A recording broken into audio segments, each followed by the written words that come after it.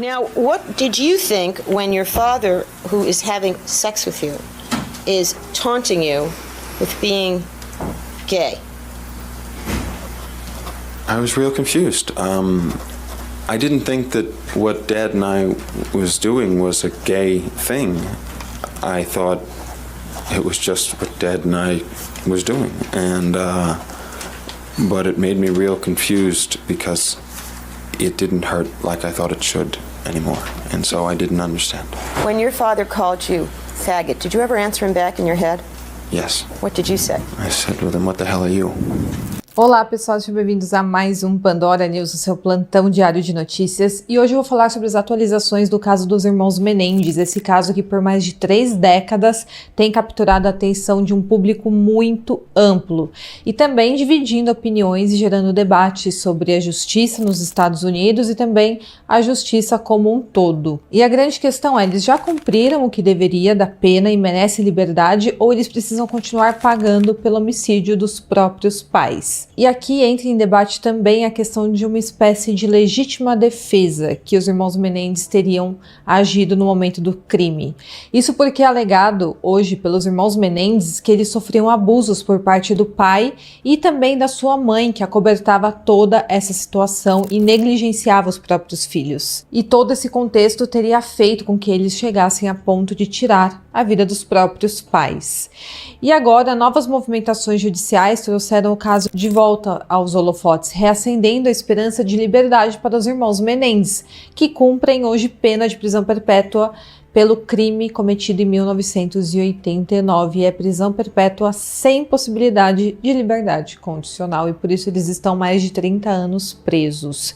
Também curtam o vídeo, se inscrevam no meu canal, deixe 1, 2, 3 comentários e também me siga na rede social que estará aqui na tela. Bom, então é isso, fique comigo até o final do vídeo e bora pro caso de hoje. Bom, para entender as novidades desse caso, nós precisamos voltar um pouco no tempo. Tudo aconteceu em agosto de 1989, em Beverly Hills, na Califórnia, em um dos endereços mais exclusivos do mundo. Lá morava José Menendez, um executivo de sucesso na indústria do entretenimento, com a sua esposa Kiri Menendez, e ambos em agosto daquele ano foram encontrados mortos na mansão em que moravam.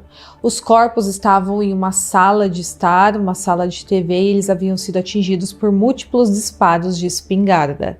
A cena era brutal, chocante, e a polícia inicialmente suspeitou de um acerto de contas ligado à máfia, e na verdade os próprios irmãos Menendez plantaram essa dúvida na cabeça da polícia, mas a investigação tomou outro rumo quando os próprios filhos do casal, o Lyle, que tinha 21 anos, e o Eric, que tinha 18 anos, confessaram o crime para o psicólogo deles. Bom, o psicólogo contou para a amante dele sobre o crime que os irmãos Menendez haviam cometido, e a amante dele foi para a polícia e relatou tudo. Claro que a essa altura a polícia já desconfiava de que os irmãos pudessem estar envolvidos no crime contra a Kiri e contra o José, mas eles não tinham certeza de nada e também não tinham provas, mas com o relato da amante do psicólogo, eles tiveram certeza de que os culpados eram os irmãos. E logo em seguida os irmãos de fato confessam o crime para a polícia. E a notícia logo abalou os Estados Unidos. E por que abalou? Porque os irmãos Menendez pareciam ter tudo. Eles tinham riqueza, eles tinham privilégios, uma vida que muitos sonhavam. E o que poderia então levar 2 jovens a cometerem um ato tão terrível contra os próprios pais? Bom, o julgamento dos irmãos Menendez, que foi televisionado, o primeiro julgamento, fez com que esse caso se tornasse um dos mais famosos dos Estados Unidos, e de um lado a promotoria argumentava que o Lyle e o Eric foram movidos apenas por dinheiro, por motivações financeiras, ou seja, por ganância, querendo herdar a fortuna da família, que era uma fortuna milionária, e do outro lado a defesa trouxe uma narrativa bastante perturbadora. Os irmãos passaram a alegar ter sofrido anos de abusos físicos, emocionais e também sexuais por parte do pai, o José Menendez, com a negligência e também cumplicidade da mãe, a Kiri Menendez. Então passou a ser alegado pelos próprios irmãos Menendez que o pai abusava deles, a mãe sabia e não fazia nada, na verdade acobertava o marido. Essa alegação de abuso desde o início dividiu o público. Alguns viam os irmãos como vítimas que agiram em desespero para se livrar dos abusos, outros viam os irmãos como manipuladores que usaram toda essa história para justificar um crime premeditado e que eles foram motivados apenas pela herança de 14 milhões de dólares que eles receberiam com a morte dos pais. E na cotação atual seria no valor de 82 milhões de reais esse valor. O primeiro julgamento, que aconteceu em 1993, terminou sem um veredito unânime por parte do júri, mas no segundo, em 1996, os irmãos foram condenados à prisão perpétua sem possibilidade de liberdade condicional.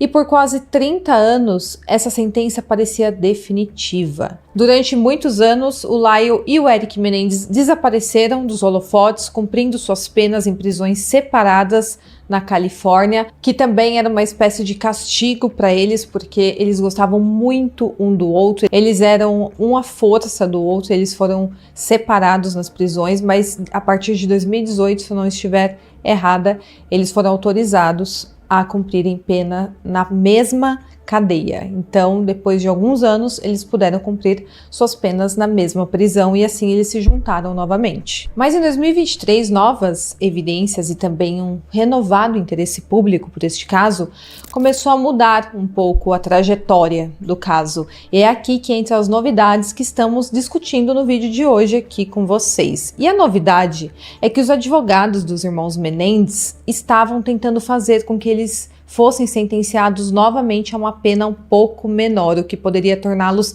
elegíveis para a liberdade condicional. E o juiz deu uma decisão favorável a eles. O juiz decidiu acatar esse pedido de uma nova audiência que ocorrerá agora na próxima quinta-feira. Isso pode mudar tudo para os irmãos Menendez. Se os irmãos agora forem sentenciados novamente à prisão perpétua com possibilidade de liberdade condicional, eles poderão se ver livres da prisão. Eles então serão submetidos a um comitê de liberdade condicional que irá decidir se eles podem ou não responder às penas em liberdade. Mas isso se a decisão for favorável a eles. Os esforços da defesa dos irmãos Menendez se baseiam em uma lei da Califórnia que permite que certos presos que tinham menos de 26 anos na época dos seus crimes busquem uma nova sentença e a possível elegibilidade para a liberdade condicional. E essa questão, essa lei, reconhece que o desenvolvimento do cérebro continua até os 25 anos de idade. Então a pessoa não teria um desenvolvimento completo do seu cérebro, da sua consciência de alguma forma, e por isso ela tem essa possibilidade de liberdade condicional. E é o caso dos irmãos Menendez. Eles tinham menos de 25 anos quando cometeram os seus crimes. Bom, o promotor público de Los Angeles, o Nathan Hochman, manifestou forte oposição a essa decisão e ele argumentou que, embora os promotores possam reconhecer que os presos foram reabilitados enquanto estavam atrás das grades, o ato de sentenciar novamente alguém deve ser usado com muito cuidado. Então, o atual promotor está contra essa decisão. O promotor anterior, chamado George Gascon, apoiou os irmãos Menendez, ele apoiou que eles recebessem uma nova sentença, porém, ele acabou perdendo nas eleições do ano passado. Então, hoje ele não é mais um promotor público ali de Los Angeles. E com isso, quem entrou no lugar dele é o novo promotor Nathan, que não é favorável à nova decisão a favor dos irmãos Menendez. No final de outubro de 2024, George Gascon recomendou que os irmãos tivessem a sentença revista para uma pena menor e essa decisão poderia tornar os irmãos elegíveis à liberdade condicional. Então parece que quando eles estavam bem perto de atingir essa liberdade condicional, infelizmente o promotor anterior acabou perdendo as eleições. Mas ele afirmou que sua decisão foi influenciada por vários fatores, incluindo os esforços de reabilitação dos irmãos durante o período na prisão. Então, eles são ótimos detentos, são exemplos, não dão trabalho ao sistema penitenciário, então isso indica que eles foram reabilitados a conviver em sociedade. E os documentos judiciais do gabinete do promotor anterior destacaram as conquistas acadêmicas dos irmãos Menendez, porque ambos obtiveram vários diplomas enquanto estavam presos. Ele também destacou as contribuições comunitárias que eles fizeram, como, por exemplo, a criação do programa Green Space para melhorar a aparência ali da prisão e também o ambiente em que os presidiários vivem.